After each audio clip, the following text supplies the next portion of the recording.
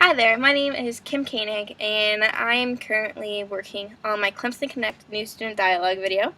For my New Student Dialogue, it was called Who Am I? The Story of Peer Pressure.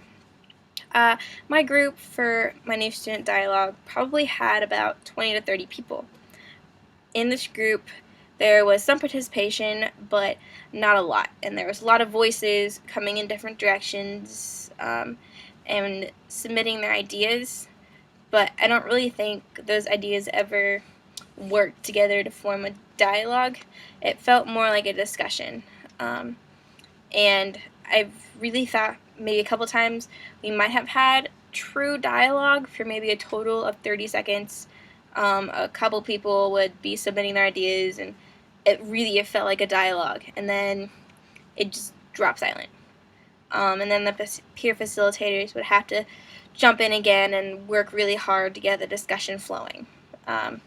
It was almost as if the couple seconds of dialogue completely killed all talking.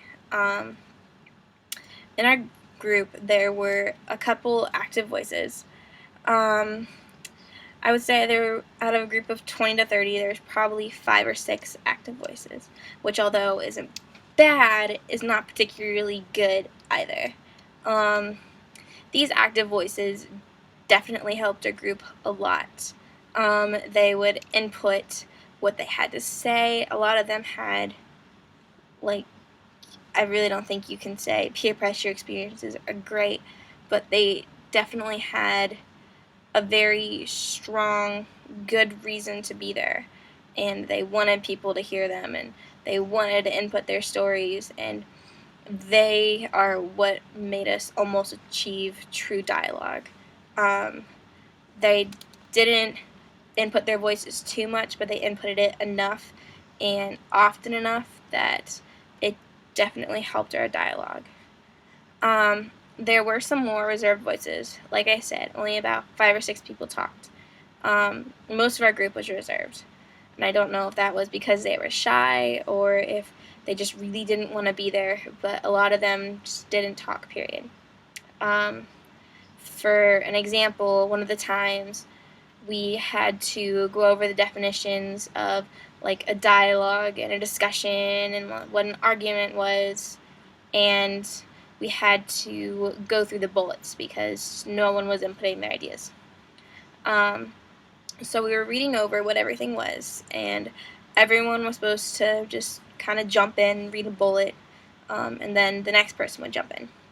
That didn't really happen. The first 5 people to talk were obviously the active voices. They just kind of jumped in right after the other. As soon as one stopped, the other started, or if 2 people talked at once, then one would just be like, oh, I'm sorry, you go ahead. They would go, and then the person that let them go would go next. But after those 5 people got really quiet, no one really wanted to read the next bullet. So everyone would just kind of silently sit there for a couple seconds, and then someone would begrudgingly jump in and read the next line fairly quietly or just really quickly just to get it over with. And then there'd be another few seconds of silence, and then if 2 people jumped in at once, they would both go silent. Even if one person said go ahead, they just wouldn't run or read it anymore. Eventually, like 20 seconds later, either the peer facilitator would read it or another person would read it, not one of the 2 that read together. In my group, I really hope I played an active role, and I hope I played a good active role. I tried to input my ideas and my experiences in peer pressure and how I believe that affected me and other people. I think I've had experiences like pretty much any high school student where I've had some good experiences with peer pressure and bad experiences, and I tried to put my ideas in on both without it being too much, and I hope I did a good job on that. I think that the dialogue is a component of Library 100 because it is a very important skill. We need to be able to have a dialogue with others to get our ideas out there and to be able to participate and understand what someone's saying explain your ideas, and then come together and find a common ground. But I don't know. I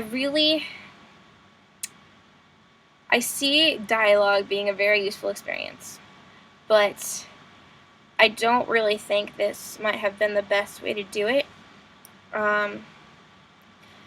Like I said, most people really didn't talk, so they didn't get a lot out of it. The people that talked are the people that have been through a dialogue before, or they wanted to participate. You really can't learn anything unless you want to be there. And with so many people not participating, I feel like it didn't really help a lot of people. And I really think that although dialogue is necessary and a useful tool in our Clemson University experience, I don't really think that people learned it there. The papers they gave us, I think that most people probably threw them away. I love the idea and I love the intention, but I don't really know if it was done correctly. So this was my video dialogue and my thoughts and ideas about Clemson University's Clemson Connect and my new student dialogue. And thank you very much for listening. Goodbye.